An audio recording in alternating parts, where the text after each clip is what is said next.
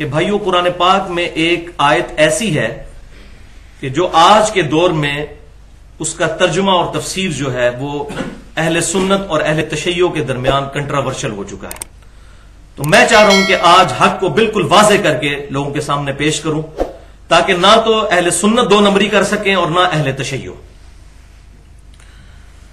اور وہ ہے سورہ الشورى کی آیت نمبر 23.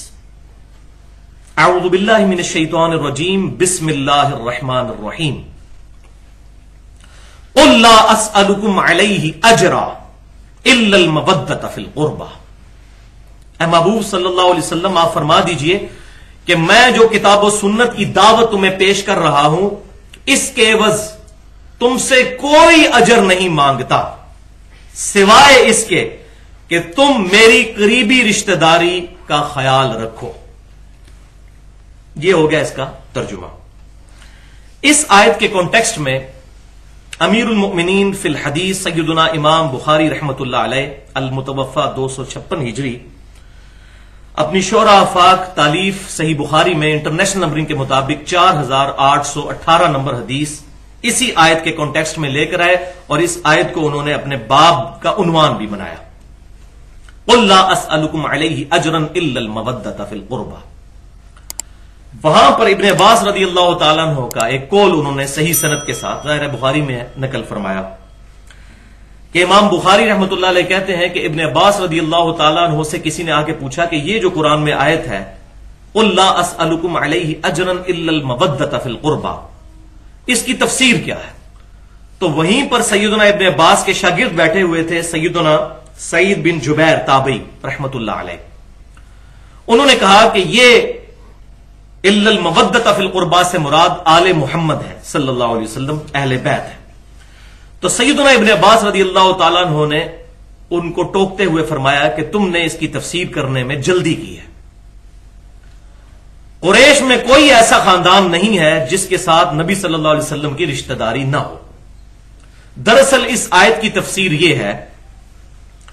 کہ نبی صلی اللہ علیہ وسلم کو یہ حکم دیا گیا کہ آپ صلی اللہ علیہ وسلم قریش سے یہ کہیں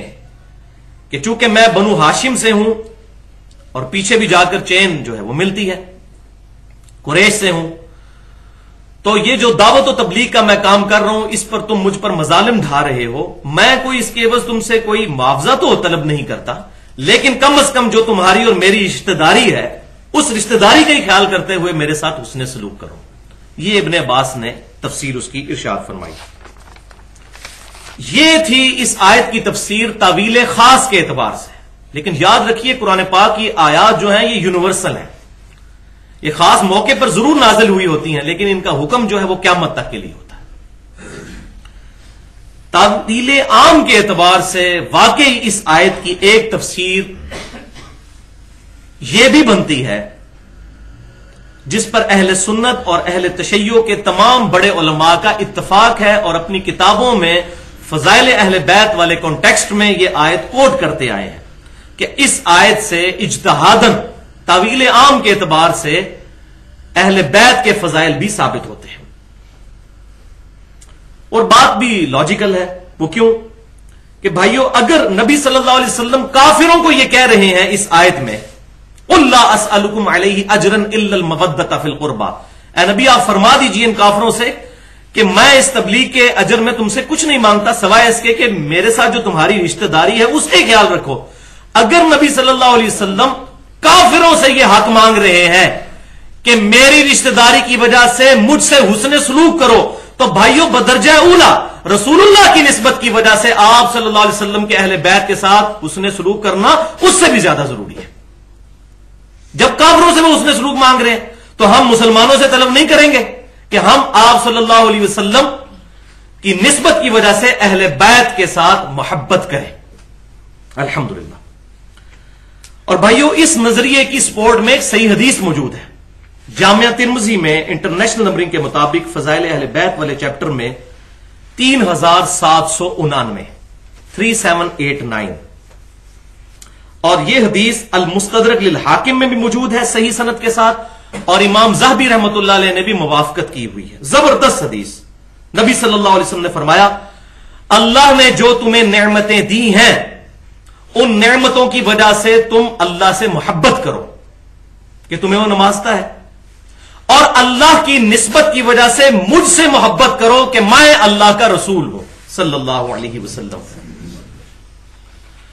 اور میری نسبت کی وجہ سے میرے اہل بیت کے ساتھ محبت کرو کہ ان کی نسبت میرے ساتھ ہے۔ تو لہذا اس آیت کی تعویل عام میں یہ حدیث بھی مل گئی الحمدللہ،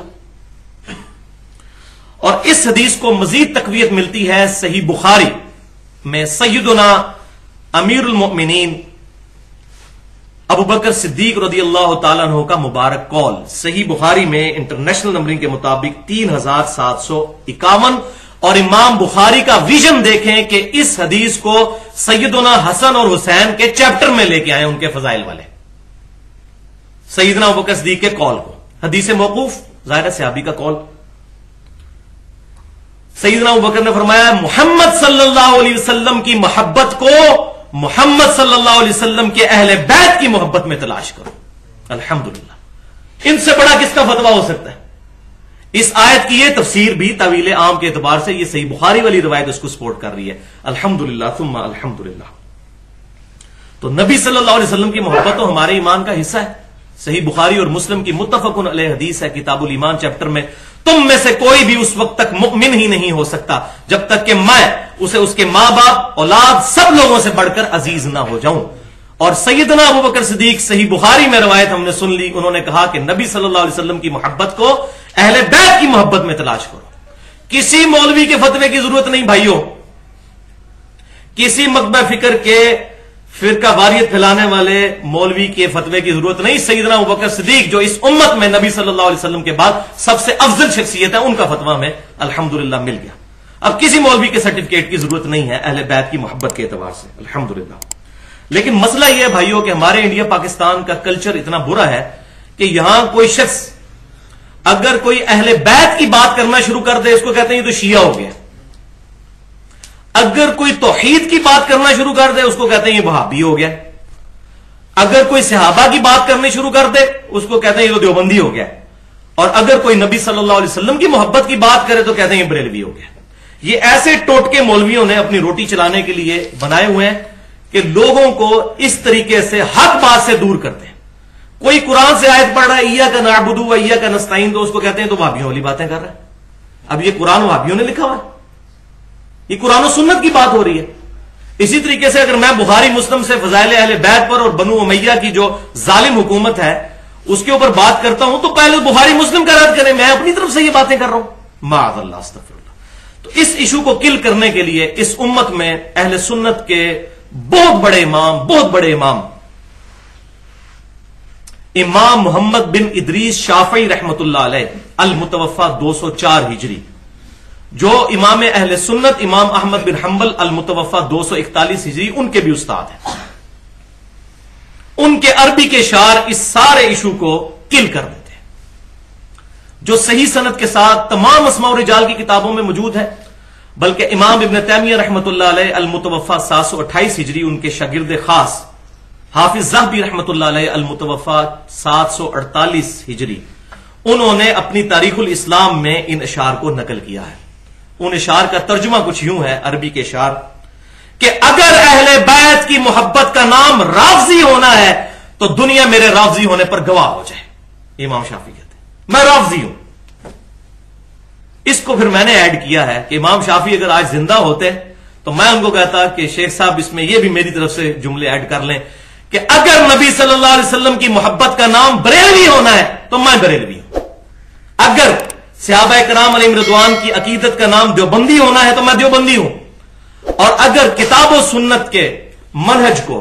سلف صالحین کے فہم کے مطابق سمجھنا اور اس میں پھر کسی کی پرواہ نہ کرنا، اللہ اور اس کے رسول کو فائنل اتھارٹی ماننے کا نام سلفیت یا اہل حدیث ہونا ہے تو میں اہل حدیث ہوں الحمدللہ۔